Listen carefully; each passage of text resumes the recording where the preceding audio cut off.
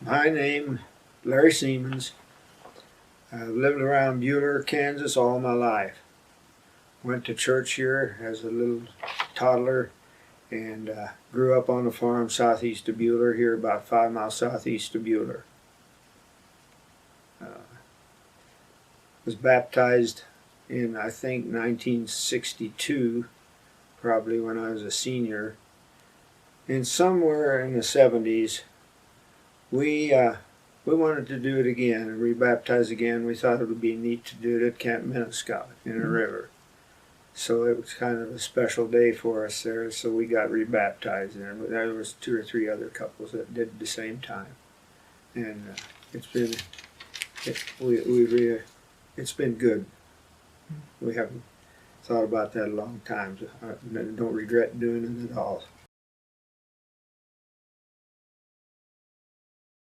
We learned, I would say, our Sunday school teacher was Wilbur Neufeld, and our pastor at that time was Harold Thiessen. They both taught us the biblical reason why we should be thinking then already about going into some type of service, because the draft was already working at that time. So they kind of enlightened us about that and what all we'd have to do: fill out certain forms and papers and present it and take them to the courthouse. They taught us the biblical reasons for choosing this reason as the way the Christians looked at going to war. They thought, rather than killing live, it'd be better to reason things out and think things out rather than go the other direction. They taught us how to fill out the government forms to take to the courthouse, because it was kind of complicated at that time. We had to do it right, or we thought they would reject our offer to go as one dove is. I was in Bethel College my freshman year. That would have been 63. Okay. And I had a friend that I'd gone to school with and grew up with. He was a neighbor to me. We stayed overnight at each other from little kids on up. And he'd gone to Indianapolis to do his service. So he wrote me a letter while I was at Bethel, and he said, "Hey, if you're thinking about going to 1W service, come down here. This is a fantastic hospital. It's a Methodist one of the hospitals. It's a Methodist hospital, a 360-bed hospital." And he said, "It's a great place to work." And he said, "You and I both like cars and racing." Of course, the Indy 500 is at Speedway, Indiana, a suburb. And then outside of town is the National Hot Rod Association big drag strip. So they have a big drag strip there in the summer. So that kind of made me lean towards that, where to go at least. So then, after that first year at Bethel, I went on a harvest crew, and as soon as I got out of school, we jumped on a bus and caught the harvest crew. They were already out there in Texas cutting wheat, so I jumped the bus and caught up with them. We went all the way to Cut Bank, Montana. And I didn't get home. We cut pretty late that summer and into September. Well, I think the Kansas State Fair was going when we came home already. And I couldn't get back into the dorms at Bethel. It was filled already, and so I couldn't really go back there. And so I decided to go to JUCO then. I transferred to JUCO and went to JUCO 1 year. And let's see. Then after that, I started checking into the 1W deal a little bit more. There was a man, H.B. Schmidt was his name, from Mound Ridge, Kansas, who was a placement type fellow. He, placed 1Ws. He knew where they were needed and stuff. And he checked out the place in Indianapolis to make sure there were openings there for orderlies. So he did that, and he said, yeah, they told me they need all kinds of help. So you'll have a choice when you get there what you want to do. So we got Deanna and I got married in '65 then, in March of '65. And I think it was in November, they told us we had to go to Kansas City to get our physicals. So I got on the train at Hutch here and went to Kansas City to get our physicals. They did that all in one day. There was about 40 of us headed that way to get our physicals. So after that was all cleared, we were actually ready to go, but Deanna and I worked. She worked at Heston, and so did I. We decided to get married then, in '65. And then January of '66, we decided that's when we were going to go to Indianapolis to start our work there. So we went down there. I had an old '56 Ford pulling the U-Haul, and I'd just bought a new car before all this, and we drove two vehicles down there. How we ever got through Kansas City and St. Louis without getting separated. She was following me so close her bumper was hitting me once in a while. And without cell phones, yeah, it's a miracle we got through there without getting separated. But we then went to, we got there in fine shape and stayed in a motel one night. The next day we went to checking out to where we would like to live. Well, in Speedway, Indiana, there happened to be apartments there that were real nice apartments, but kind of expensive, but we didn't see anything else that we really liked, so we rented an apartment, and we stayed there probably about 6 months in that apartment. We went to church, this little Mennonite church over there. We were going to that church, and we came out of the church building that one morning, and I was looking around at the parking lot to see if I could see any Kansas plates in there, and lo and behold, I spotted a Kansas plate on a '65 Chevelle with Harvey County plates on it. I said, I wonder who that could be. So we waited till they came out, and it happened to be a couple we'd never known, but they lived right, in Heston. And Marlo and Janice Unruh, and Marlo's since passed away, but we got to know them as lifelong friends, and they wanted to go in service about the same time, so we all went about the same time. And they got jobs in X-ray department, and I got a job. Well, when I sat down with them to discuss what they wanted to know where they gave me choices where to work, but she said, the gal interviewing me, she said, we really do need an orderly in ICU, and we need one quick. Would you like to do that? I said, I guess I could. Sounds kind of exciting and yet a little scary, so I said, yeah, I'd do that.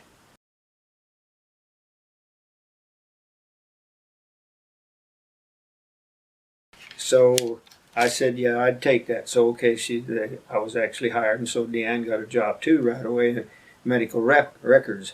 We both got employed there, and she gave me some of the rules that if I was an orderly, you have to wear starched white pants, and a white shirt, black belt, and black shoes. Well, that didn't appeal to me real much, but I thought, all right, we'll do it. And then my jobs was something I never ever dreamt I'd have to do. I had to do all kinds of stuff that they never said anything about it, what I'd all have to do, but it consisted of being busy all day, helping the nurses wherever they needed help, taking out trash, taking out laundry, and move patients around from floor to floor in a wheelchair if I had to do so, make beds, and they wanted those beds so stretched tight. They said, I want to see you flip a quarter on that bed so it flies up in the air about an inch. And I wasn't good at making beds anyway, but I never got mine to fly that high, get up in the air that high. But they approved of them. Some more jobs was taking temperatures, and there was always a clipboard hanging on the end of the bed where you'd write stuff down, the time, and taking urine bags and cleaning them out, dumping them, and record that for intake and output. And then the bad part comes when they said, you got to learn to give enemas too. Enemas and put catheters in. Mm-hmm. I said, whoa, do you expect an orderly to do that? And they said, yeah, you can do it. We'll give you a short class on how to do that. And we did this learn on mannequins. I was surprised to see how real they looked then already. They were pretty real looking. So we learned to do that, and of course putting in catheters, we had to robe up, and the nurse would order all our stuff that were what we needed to do these things. They got these little cards on them, go to this patient and this is what you need to do. So we'd get a kit from the CSR, a sterilized kit with the catheter in it and all the other stuff. And if we couldn't do it, we had to call a urologist and have him do it, but we were always supposed to see if we could do it. And let's see what else. Oh, yeah. And then, when a patient would throw up in bed or mess in the bed, I had to clean that up there. The nurse would always holler, hey, orderly, I need some help over here. You could call it nasty jobs like a TV show. But anyway, then gets a little more serious. When a patient passed away or died, and they called those RHCs, respiration has ceased. Said, orderly, you got to go over there. And they showed me how first time. You got to take all the tubes that are out there in their body, and they had little tags. We had to fill out the tag and all the information on their age and name and stuff like that, and tie it on their big toe. And then, I had to roll those patients over. Sometimes they'd moan, which scared me a little bit, and put them in a plastic bag. The nurses would help me load them on a gurney. And we'd take them to the morgue, which was way down in the bottom of the hospital, like in the basement part, And a nurse would always accompany me. One of the nurses was always supposed to, or RN was supposed to accompany me. And there was two very, very good nurses, black nurses. One would gladly go down the elevators with me, if I asked her to go with me to help unload and stuff. But there was one, she said, I'm not getting on that elevator. I'll meet you down at the morgue. I never could figure out whether she was scared of me or scared of the body. But she would not ride that elevator. Anyway, then we'd take them down there, put them on the slab in the refrigerated area, and of course the nurse would head up and go back to the floor of the ward. And that's right where they were doing autopsies too. So I asked the coroner every once in a while if he minded if I watched. He said, no, go ahead and watch. So I watched quite a few autopsies. Really, really something to watch that. Open the skull up, take the skull clear off like that for brain tumors and things. I can't believe how they just let somebody watch.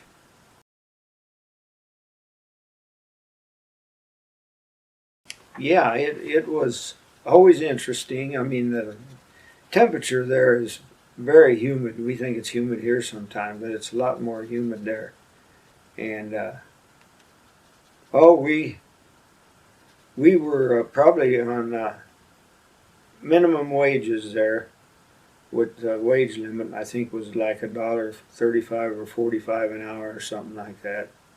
We both made that, and I was still making car payments on that car. I thought I'd have to sell it, that one car that we took up there, but we tried to really eke it out and squeeze our pennies and dimes, and eat rice and beans and rice, and and we actually saved up enough money that we could do that we could keep the car, because I used that old one to drive back and forth to work. When they put salt on, they put actual salt on, not the brine, so I didn't want to rust that new one out.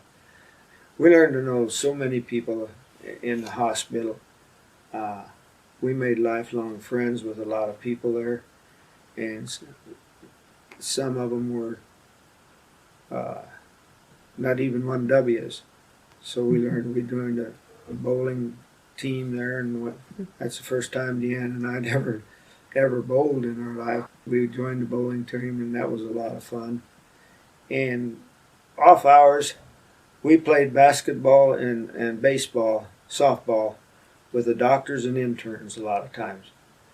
We choose up sides. Of course, we orderlies always played them. We stuck together as our team, the orderlies, and like I say, there was all different religions there. There was Quakers, there was Amish, Methodists, just all different kinds. Were they all like 1Ws as well? Those were all 1Ws. Okay. Yeah. I don't think we had any. There were 1Ws that weren't Quakers or Right. their religion. They just chose to do that. They liked working that. I think they figured they'd go up on the scale sometime, do something else. But this is the way they'd start. We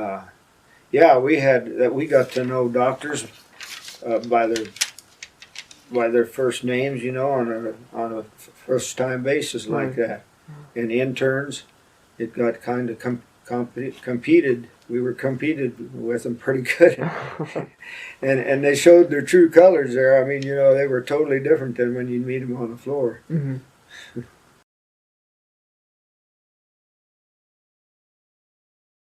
Well, some of those right there, those playing with the doctors and the interns and stuff, it was a very much of a highlight. But the overall thing, moving away from home and learning to live on our own, we had to make our own decisions, and we couldn't rely on mom and dad anymore to help us decide some things.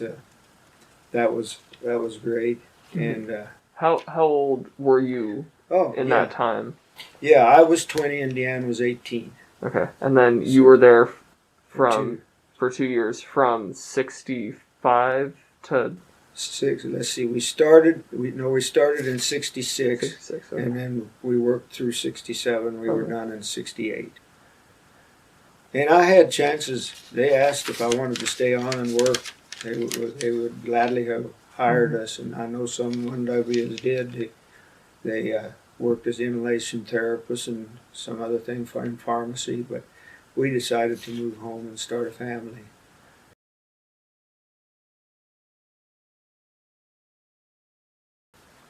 I tell you, I wish I'd have had more faith, but I had enough learning by then already that I knew that it would have to be the Lord that helped me through these tough situations, because this was totally new to me what I was doing there.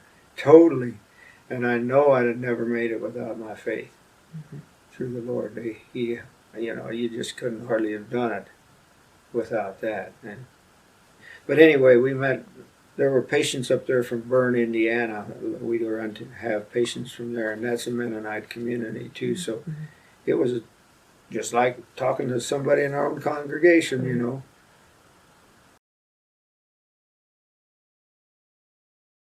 wow, it was strange. It really felt strange coming home because you were unemployed. You'd left so many friends up there. You just had to get kind of back in the grind of it all. We didn't have a place to live. We had to stay at either my folks or Deanne's folks for a while before we could find jobs and find us a place to live.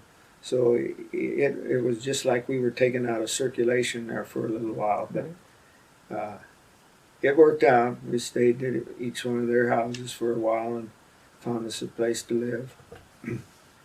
This couple we met from Heston, Kansas, we'd worked 1 year. They'd worked 1 year and we'd worked 1 year.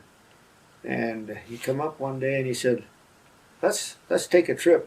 If you guys can afford it, let's take a trip to Montreal. We could take 2 weeks off, or we could split our vacation. We'd saved up enough to take 2 weeks off, both of us had.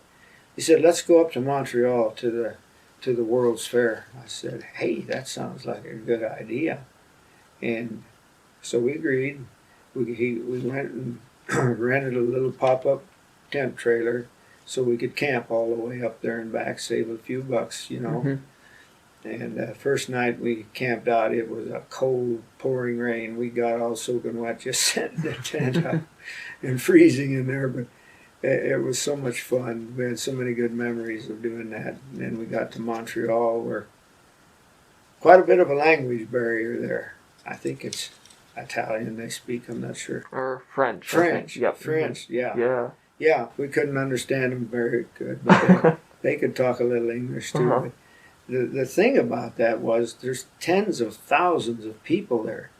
We think it's crowded at the Kansas State Fair. That doesn't even come close. And we'd been walking probably half a day. So we decided to get us all an ice cream cone. We went and sat down in this on the bench there and watched people walk by. And lo and behold, here comes a couple that were from 1 mile away from my home place. Out of those tens of thousands of people, here they come walking down the street. And it was the Marvin Siemens and Marvin and Mariana. Mariana's still an organist, I think, for Huffney South. Marvin has since passed on.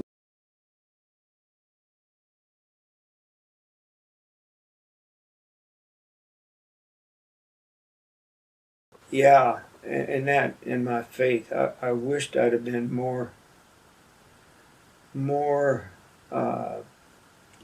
or how do you want to say it, on aspects of the Bible. There were many times I was at a person's bedside and they were dying, and I would hold their hands sometimes. They wanted to hold hands, and I just didn't have the words to give them. I wished I'd have been more ready for it. I was just ill-equipped. I mean, I know I prayed for them internally, you know, by myself. I just wondered whether some of them were ready to meet the Lord.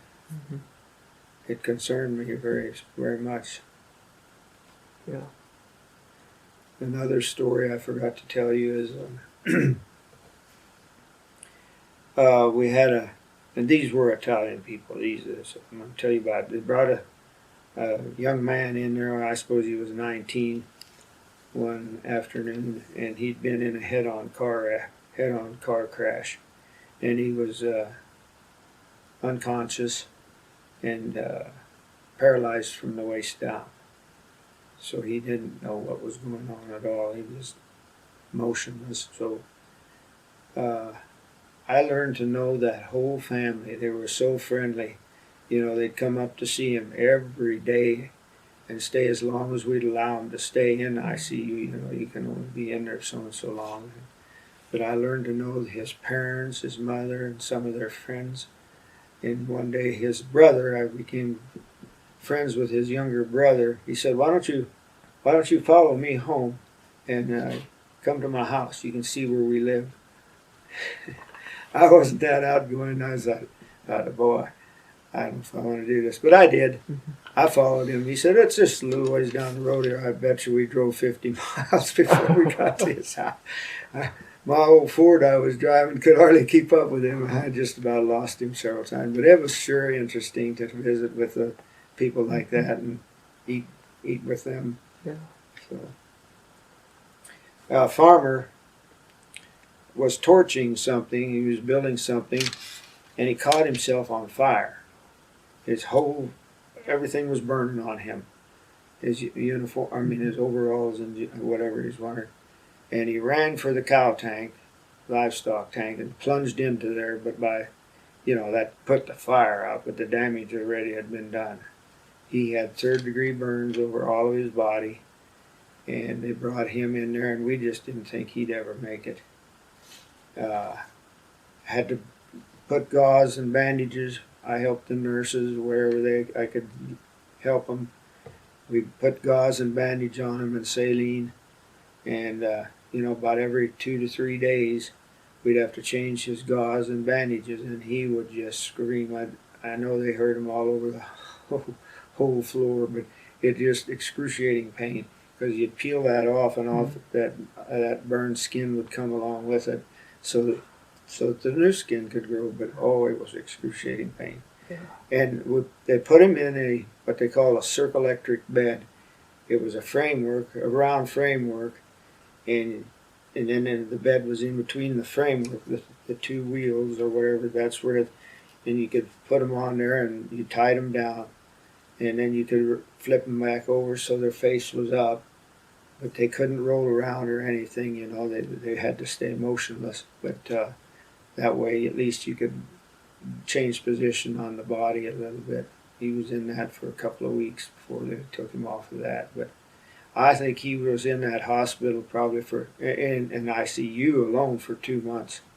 And then we moved him to a different floor. And I don't know how much longer, several months more on a regular floor before he got to go home. But he did make it and got to go home. Wow. That was one of the rewards of doing that work.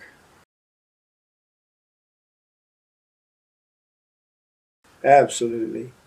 The rewards are just unbelievable for doing stuff, helping people like that and learning a different culture, or wherever you have to go. Some go overseas even to do it, but even if you do them within the United States or something, it's a very good program.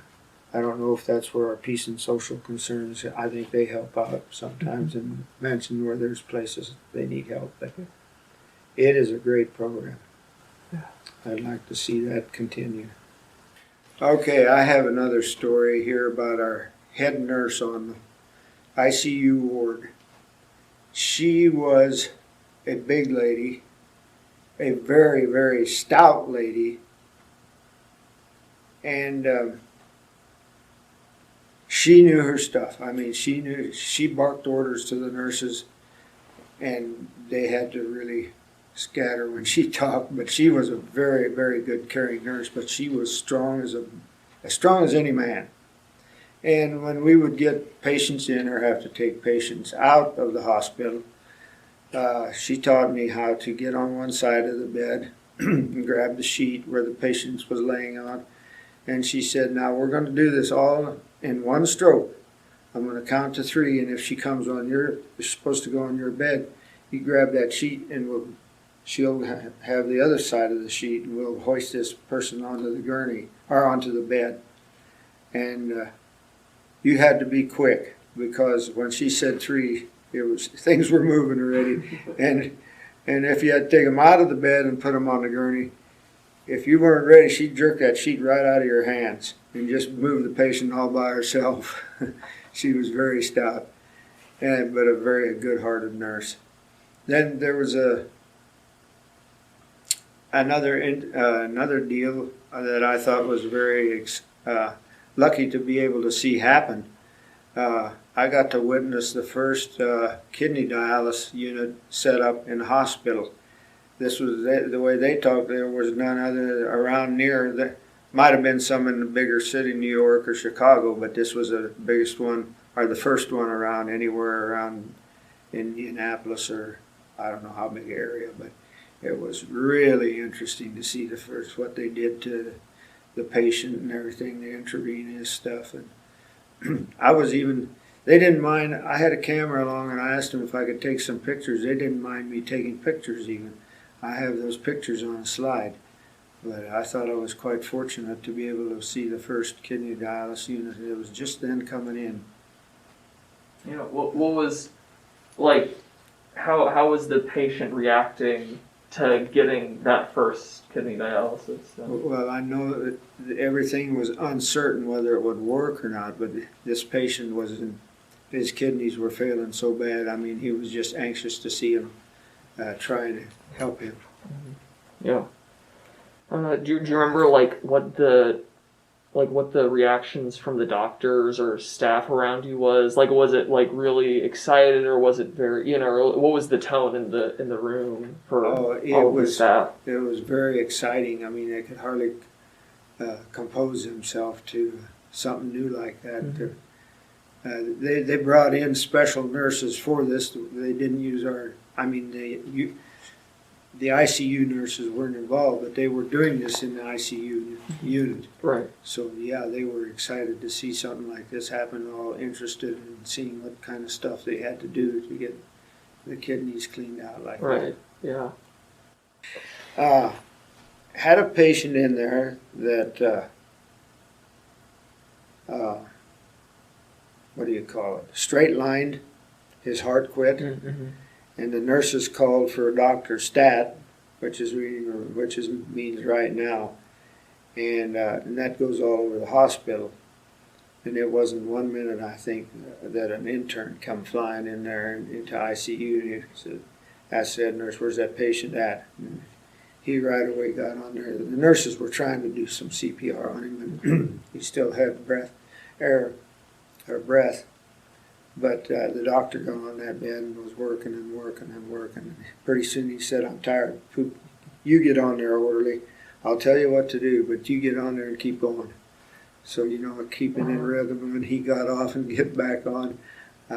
I'd never done this before, but he said, "I'll tell you when to compress and what to do, where to put your hands."